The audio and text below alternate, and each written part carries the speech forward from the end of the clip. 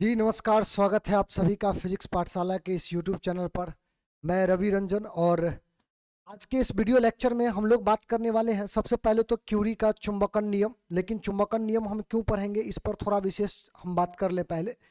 पिछला क्लास जो होगा, पिछला जो वीडियो लेक्चर आप लोगों ने देखा होगा, उसमें हमने आपको बताया था कि फेरोमैग्नेटिक मटेरियल जो होता है, फेरोमैग्नेटिक मटेरियल जो होता है वो उसका भी जो आपका जो चाई था, चाई बोले तो आपको अगर याद हो तो उसको बोले थे मैग्नेटिक ससेप्टिबिलिटी। वो जो था टेम्परेचर का इन्वर्सली प्रोपोर्शनल था, यानी कि चाई का जो मान होता था वो टेम्परेचर का इन्वर्सली प्रोपोर्शनल था। और अगर आप पैरामैग्नेटिक मटेरियल को देखिएगा, अनुचुंबकीय पदार्थ जिसको बोले थे, तो पैरामैग्नेटिक मटेरियल जो था ना, उसमें भी आप देखिएगा तो उसमें भी चाई जो था वो इसका इन्वर्सली प्रोपोर्शनल था। लेकिन दोनों में एक फर्क ये था कि अगर आप खास करके फेरोमैग्नेटिक मटेरियल में जाते तो एक क्रिटिकल टेम्परेचर हुआ करता था। उस टेम्परेचर के बाद आपका जो फेरोमैग्नेटिक मटेरियल होता है वो क्या बन जाता था, पैरामैग्नेटिक मटेरियल बन जाता था। तो फेरोमैग्नेटिक मटेरियल से जुड़ा हुआ एक लॉ दिया गया क्यूरी के द्वारा, और उसी को हम लोग बोलते हैं क्यूरी का चुंबकन नियम। क्यूरी का चुंबकन नियम, पहले हम लोग इसको देख लेते हैं कि इसका स्टेटमेंट क्या है, फिर इसका फॉर्मूला हम लोग अभी देखने वाले हैं।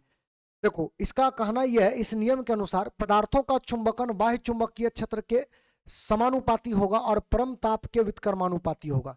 दैट मीन्स इसका अगर मैग्नेटाइजेशन आप लिखोगे, माने जो आपका ये जो पदार्थ है, इस पदार्थ का अगर आप मैग्नेटाइजेशन लिखोगे, चुंबकन अगर आप लिखोगे, आपको अगर याद हो तो हमने आपको कहा था कि चुंबकीय प्रवृत्ति जो होता है वो मूल रूप से टेम्परेचर बढ़ाने के बाद क्या होता था, कोई भी पदार्थ हो तो उसका घटता था। अगर पहला जो पदार्थ था डायामैग्नेटिक मटेरियल, अगर उसको छोड़ दो, उसके बाद की बात कर रहे हैं, तो चाई का मान जो था टेम्परेचर का इन्वर्सली प्रोपोर्शनल था।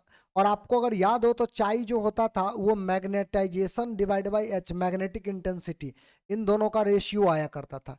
इन दोनों को रेशियो को बोलते हैं। तो स्वाभाविक बात है कि आपका ये जो मैग्नेटाइजेशन होगा वो चाई का क्या होगा, डायरेक्टली प्रोपोर्शनल होगा। तो इसी को लेकर के क्यूरी के द्वारा एक नियम दिया गया। इस नियम में कहा यह गया कि मैग्नेटाइजेशन जो होता है, चुंबकन जो होता है किसी भी चुंबकीय पदार्थ का, यह हमेशा डायरेक्टली प्रोपोर्शनल टू होता है बाहर से दिए गए चुंबकीय क्षेत्र का। तो बाहर से चुंबकीय क्षेत्र जो देते हैं उसको हम लोग बी मान ले, या बी जीरो भी आप मान सकते हो। बाहर से दिया गया चुंबकीय क्षेत्र को आप बी जीरो या बी भी मान सकते हो। पहला बात तो इनका जो है कहना वो ये है, इसी स्टेटमेंट में देख लो, इस नियम के अनुसार पदार्थों का चुंबकन वाह्य चुंबकीय क्षेत्र के समानुपाती होगा। समानुपाती लिख दिए। फिर उसके बाद बोला यही मैग्नेटाइजेशन जो होगा इसके परम ताप, यानी कि टेम्परेचर का केल्विन में जो वैल्यू होता है उसका ये इन्वर्सली प्रोपोर्शनल होगा, यानी कि व्युत्क्रमानुपाती होगा। यानी कि ये हो गया इक्वेशन नंबर 2। तो कुल मिलाकर के क्यूरीज का जो नियम है, मैग्नेटाइजेशन का जो नियम है, उसमें ये दो इंफॉर्मेशन दिया है जिसको मैथमेटिकल रूप में हमने लिखा है। अब अगर इन दोनों को कंबाइन करें, माने अगर हम ये बोले फ्रॉम इक्वेशन 1 एंड 2, ये अगर दोनों इक्वेशन को हम कंबाइन करें तो कंबाइन जैसे ही करते हैं तो m जो होगा ये डायरेक्टली प्रोपोर्शनल टू आएगा बी जीरो और divide by T. Proportional sign को हटाने के बाद आपको एक कांस्टेंट लगाना पड़ेगा, और कांस्टेंट जो लगाएंगे उसको c बोलेंगे, यहां पर हो जाएगा बी जीरो अपॉन टी।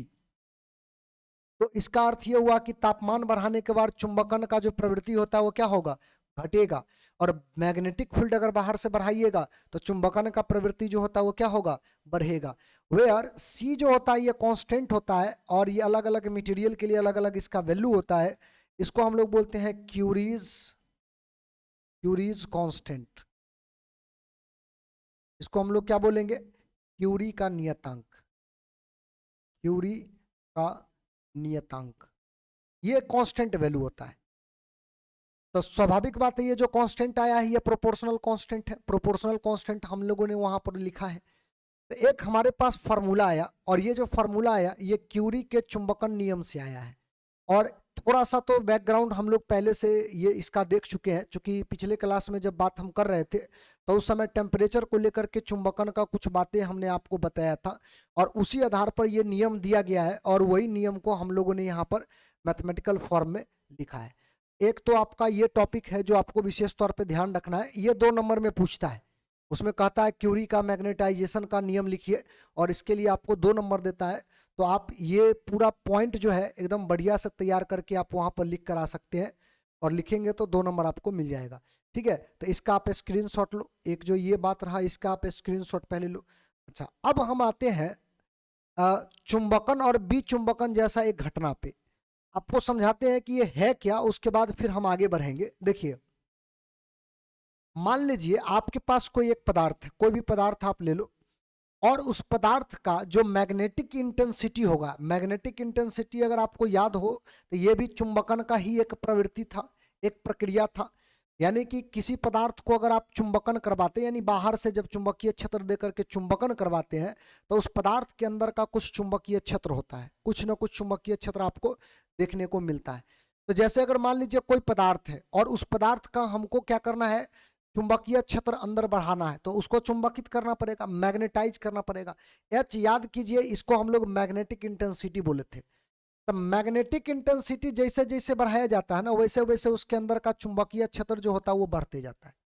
चुंबकीय क्षेत्र का मान जो होगा वैसे वैसे बढ़ेगा, लेकिन ये स्ट्रेट लाइन में नहीं बढ़ता, यानी कि डायरेक्टली प्रोपोर्शनल नहीं होता है।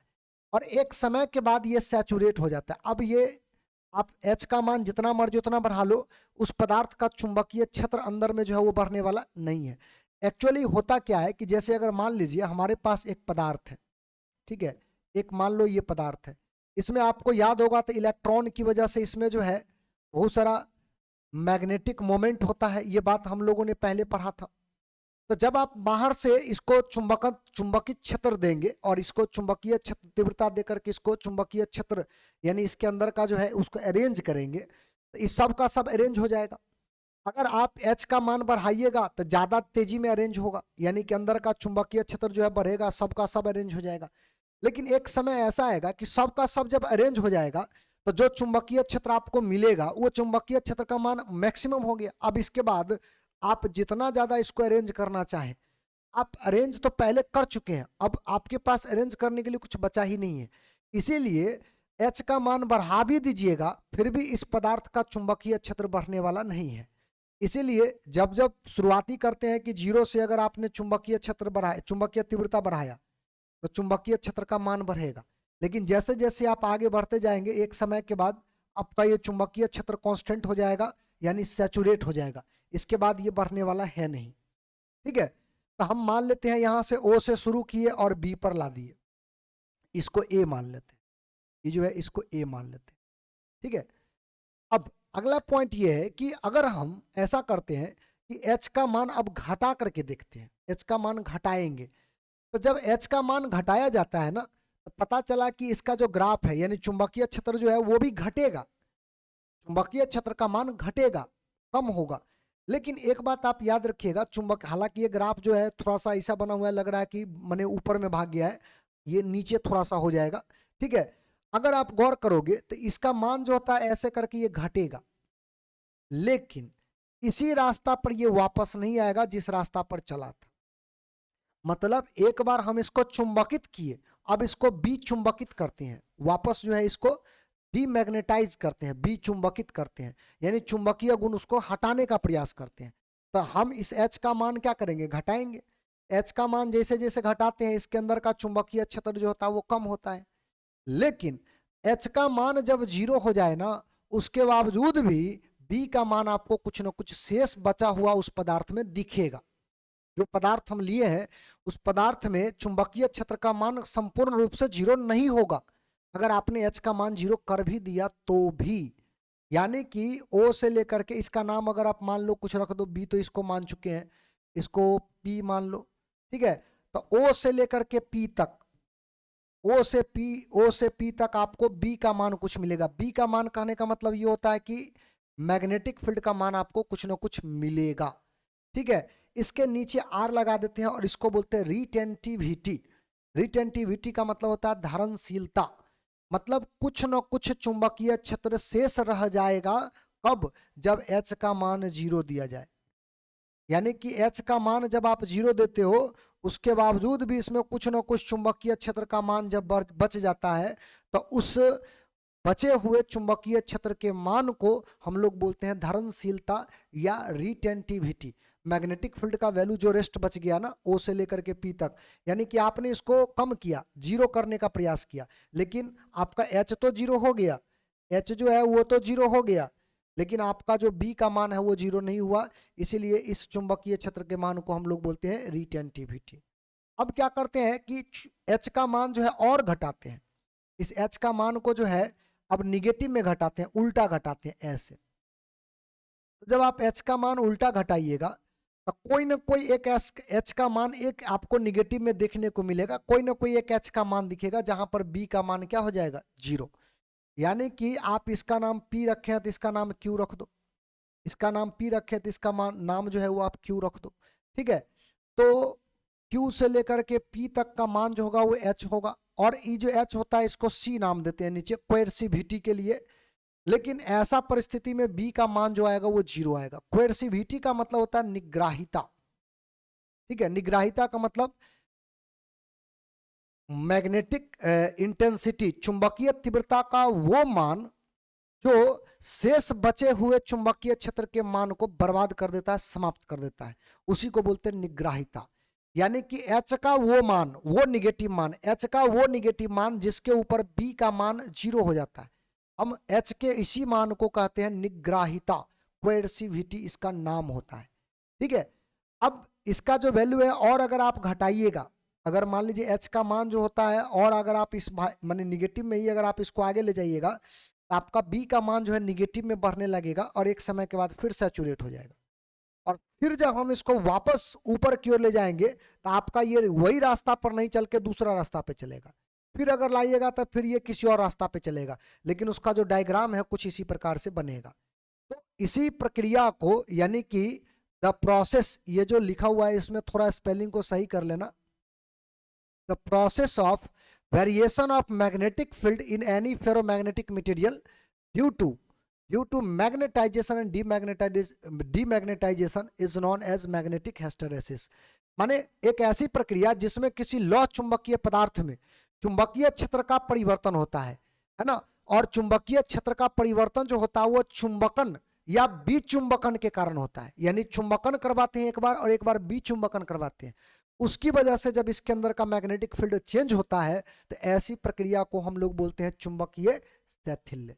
एक तो चुंबकीय शैथिल्य है, इसका आप जो है पहले तो स्क्रीनशॉट लो। दूसरी बात यह है कि अभी जो हमने जो आपको बात बताया उसका भी स्क्रीनशॉट लो, धरणशीलता, the remaining magnetic field in material after removing of magnetization field. अगर आप चुंबकन क्षेत्र को हटा देते हैं फिर भी उसमें कुछ ना कुछ चुंबकीय क्षेत्र बच जाता है, उसी को हम लोग बोलते हैं रिटेंटिविटी, और इसको बी आर से हम लोग रिप्रेजेंट किए थे अगर आपको याद हो तो, ठीक है। उसके बाद अगला जो था कोएर्सिविटी। कोएर्सिविटी का मतलब था कि वैसा बचा हुआ चुंबकीय क्षेत्र, चुंबकीय तीव्रता का वो मान जिसके ऊपर चुंबकीय क्षेत्र का मान क्या होता था, जीरो, उसको हम लोग कोएर्सिविटी बोलते थे।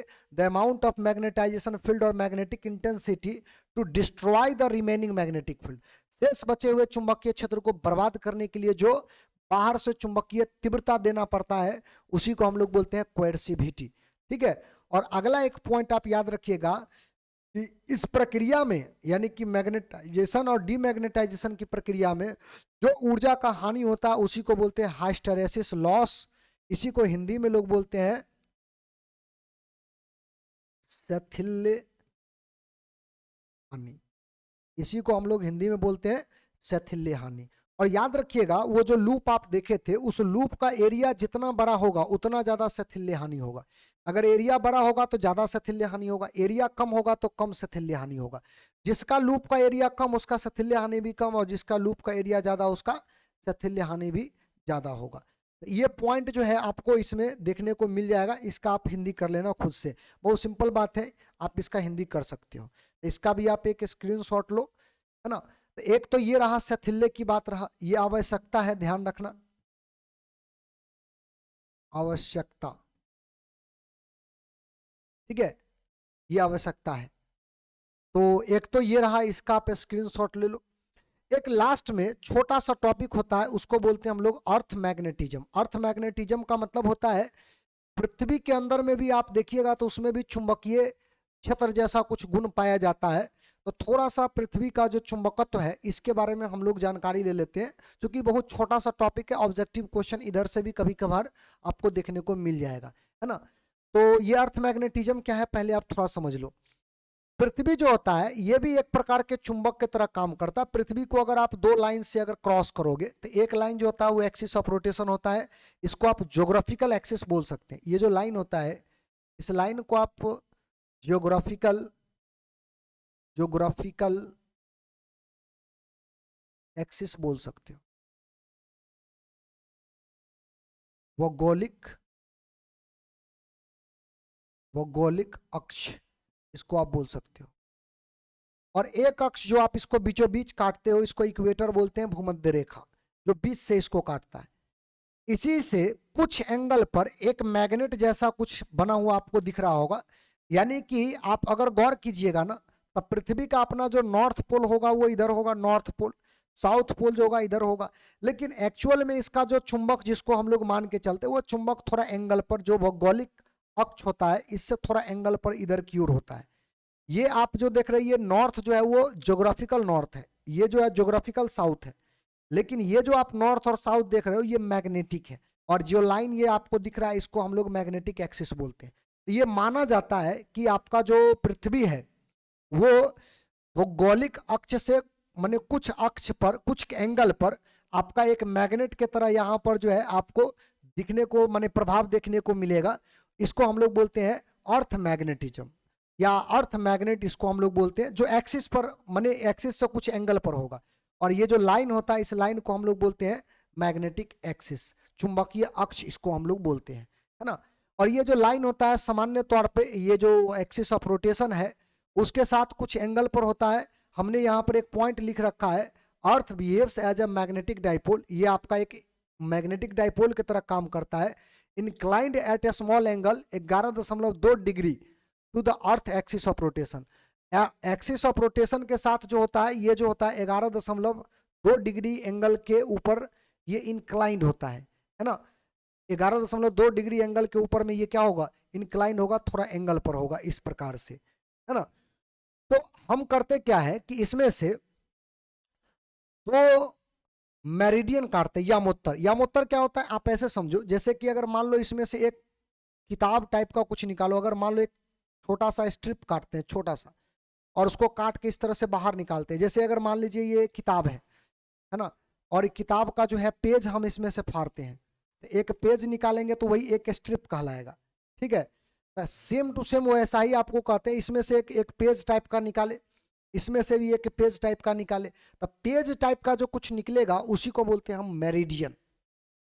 तो अगर ज्योग्राफिकल एक्सिस से निकालोगे तो उसको ज्योग्राफिकल मेरिडियन बोलते हैं, और अगर आप मैग्नेटिक एक्सिस से निकालोगे तो उसको मैग्नेटिक मेरिडियन बोलते हैं। तो पहले तो इसका आप स्क्रीनशॉट ले लो, एक छोटा सा बात है, इसका आप स्क्रीनशॉट ले लो।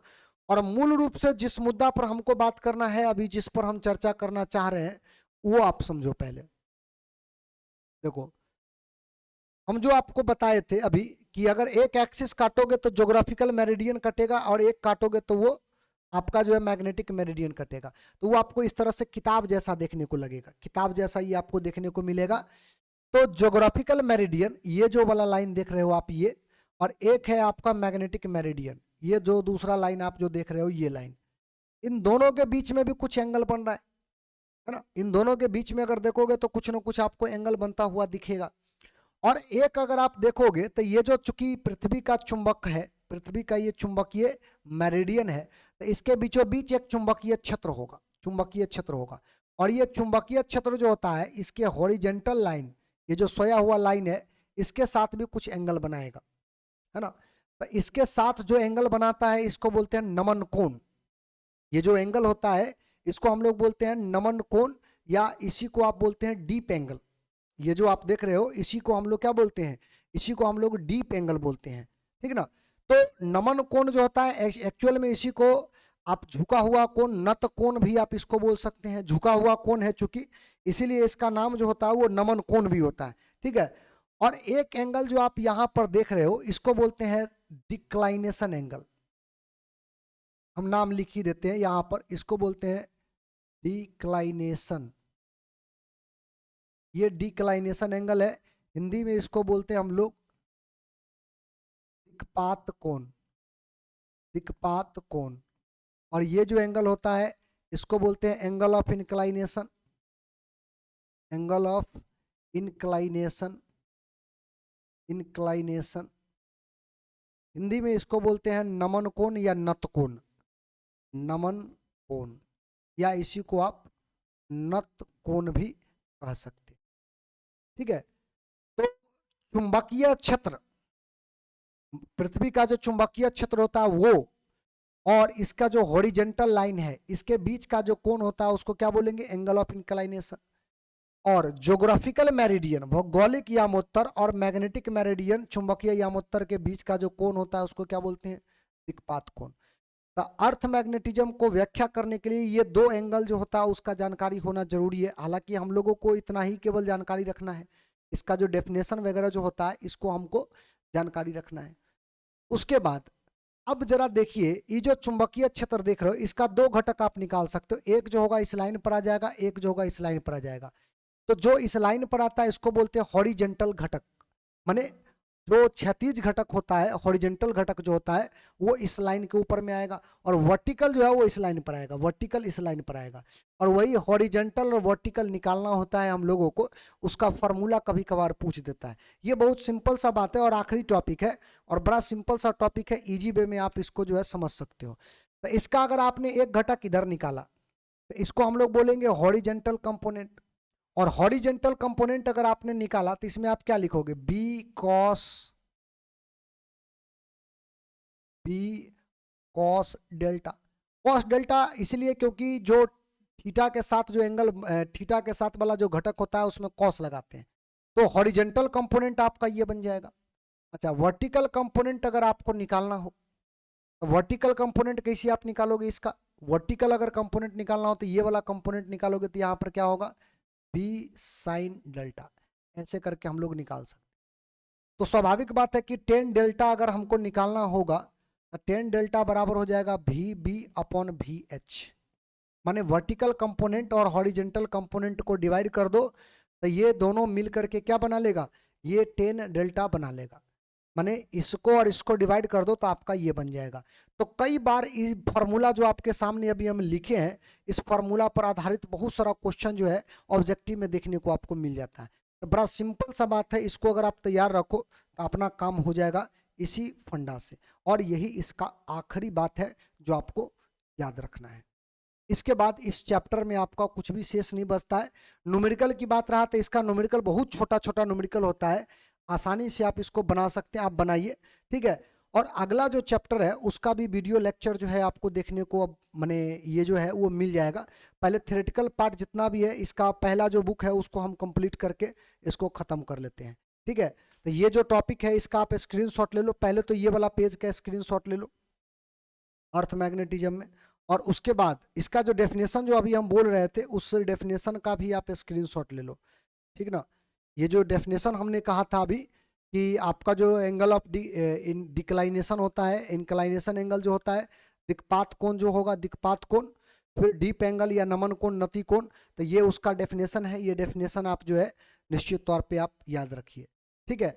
और एक जो लास्ट में हमने आपको कहा था वो क्षैतिज वाला घटक, तो क्षैतिज घटक में वही बात आपको लिखना है जो बात आपको अभी हम थोड़ा देर पहले लिख करके दिखाए थे। कंपोनेंट अगर लेते हो तो ये आपका जो आया था ये क्षैतिज वाला में कॉस डेल्टा आया था, कॉस डेल्टा आया था। और अगर आप वर्टिकल कंपोनेंट लेते हो तो इसका जो आपका आया था ये साइन डेल्टा आया था, है ना। और मूल रूप से अगर कोई बी का मान नेट वैल्यू अगर निकालना चाहे तो ये आपका तो स्वाभाविक बात है कि रूट अंडर वर्टिकल का स्क्वायर और हॉरिजेंटल मैग्नेटिक फील्ड का स्क्वायर, इसका रूट कर दो तो आपका ये आ जाएगा, ये वेक्टर के नियम से। और अगर टेन डेल्टा अगर आप निकालना चाहो तो वर्टिकल कंपोनेंट और हॉरिजेंटल कंपोनेंट का जो वैल्यू होता है इन दोनों को अगर आप डिवाइड कर दो तो आपका 10 डेल्टा निकल जाएगा, है ना। तो इसका भी अगर आप चाहो तो स्क्रीनशॉट ले लो और इसको आप याद रखना। तो अगला जो लेक्चर मिलेगा आपको, अगला जो क्लास का जो आपको जो भी लेक्चर मिलेगा वो तमाम लेक्चर जो होगा वो नेक्स्ट चैप्टर का होगा। आपका ये जो चैप्टर है यहीं पर फिनिश हो जाता है। अब आपका सबसे पहले हम इलेक्ट्रोमैग्नेटिक इंडक्शन का डाल देंगे, उसके बाद अल्टरनेटिंग करंट का, और उसके बाद एक और टॉपिक जो होगा उसको डाल देंगे। फिर जाकर के बात करेंगे क्या क्या हम लोगों को शुरू करना है, मॉडर्न फिजिक्स देखना है या फिर ऑप्टिक्स देखना है। ठीक है, तो इतना तक आप पहले अपना कवर कर लेना, इसको आप देख लेना, और हम लोग अगले क्लास का जो लेक्चर होगा उसमें फिर वापस एक बार मिलते हैं।